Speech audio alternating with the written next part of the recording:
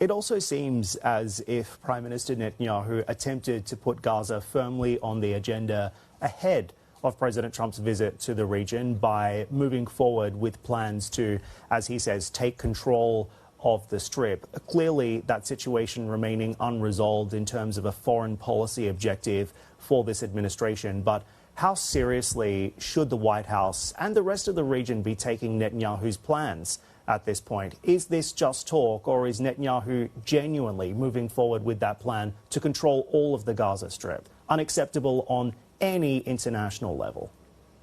I think we are moving in that direction. The reason why it was announced in advance, which is not a typical way of conduct. When you plan a military action, you don't announce it, you don't give a name, you don't disclose the war plans in the media. So it was intended to serve as some sort of a pressure point, maybe on Hamas, before the Trump visit, because Israel did hope that there will be some sort of a partial deal that Hamas rejected in the past and may now be willing to accept given the threat of escalation. But when this didn't happen, and when Israel rolled out its military plans, and it is done in a gradual way that still enables it to stop if there is a breakthrough, but day after day, the damage, I think, in Gaza and the intensified action are going forward. Quite criticized, by the way, in Israel. People in Israel, including people who are called to serve in reserve for another round, are critical of seeing this type of warfare being motivated by Netanyahu political needs, not because of national interest. People are concerned about the fate of the Israeli remaining hostages in Gaza, what will happen to them now that there is a warfare continuing, when there's no negotiations moving forward. So there's a lot of skepticism in Israel about this move. But again, when there's military operation happening and when so many family members of so many people in Israel are involved, it's difficult to speak out against it. Yesterday, the leader of the Israeli left, Yair Golan, said very blunt statements against what is happening in Gaza, and it reflected a moral shift among some of the Israeli society that are willing to stand up not only to Israeli interests, but also to moral considerations regarding the fate of the Palestinians in Gaza and what Israel is doing that we didn't hear a lot of during the first year and a half of the war. Of course, Israel has its own plans, but this plan behind, as it's called, Gideon's chariots, involves displacing some 2 million Palestinians and flattening large parts of Gaza. Again, unacceptable on any human level. What is the long-term strategic logic here, and how soon, Nimrod, before we see some kind of breakthrough that results in lasting peace in the Strip? So reaching peace is still a long way away. Okay, first we need to have a ceasefire and end the war. Okay, a two-state solution, although there is quite a bit of international action towards it now. There will be a big conference.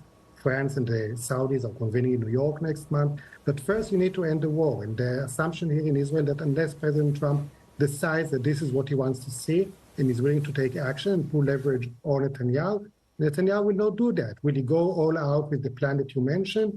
I doubt it. There are all kinds of steps on the way. But for Netanyahu politically, maintaining this war, intensifying the Israeli control within Gaza Strip is what he wants to do, is what he needs from his coalition. The major change in Israel will happen when there is a government shift, when we have elections next year, and there will be an alternative coming up, not necessarily an alternative from the Israeli left, from the peace camp, but something that is more reasonable, a coalition that is broad in ideologies, like we had a couple of years ago with Naftali Bennett and Yair Lapid forming this unified coalition. So that's when the major policy shift will happen. As long as the current Israeli coalition is in place with extreme actors like Ben Gvir and Smotrich, with Netanyahu's personal interests in judicial issues and democratic backsliding, I don't think we can anticipate a major change. Again, unless there is a dictate coming from Washington, until now we don't see that happen. So, Nimrod, give me your read on where Netanyahu stands today. How sustainable is his position, really, given the pressure that he is now facing, not just from Washington, but also from the Europeans? You saw the statement, that joint statement that was released this week, and also his own defense chiefs inside Israel as well. Clear concern about the track record and the track forward of this administration. So then there is a gap between the internal political calculation and the broad calculation, because within the Knesset, within the Israeli parliament, Netanyahu has a solid majority. Okay, people are not leaving his coalition. The ones that are part of it are sometimes more extreme than him. They will not be concerned by the processes that you described on the international arena. So politically, Netanyahu can go on until way into 26, until the next elections. Supposed to be happening in October next year. Maybe it will be a bit earlier, but he has the leeway to go there. But what's happening is that the damage that Israel is suffering is accumulating, whether it's missed regional opportunities, whether it's hostages that could die in captivity, whether it's the societal price that we are paying for a continued war. We also have the Houthis and other fronts that are still active as long as Gaza is. What is called in Israel the diplomatic tsunami, the pressure coming from the international community, now being stepped up dramatically coming from Europe with the discussion about suspension or review of the association agreement. These are things that could be dramatic to our life in Israel. The fact that there are no flights for many carriers that are not flying to Israel anymore because of security concerns. So it impacts daily life, it impacts the social contract, it's coupled with issues of democracy in Israel, and all of that creates an environment that is not comfortable for Netanyahu politically when he needs to go to the ballots, raising concern of whether there will be all kinds of changes he will try to make to the political system in order to shift it to his favor. How will the next elections in Israel look like? Will they be fair and square like we are used to? There are concerns.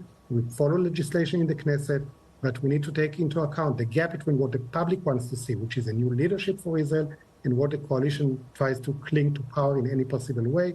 That's something to follow in the months to come.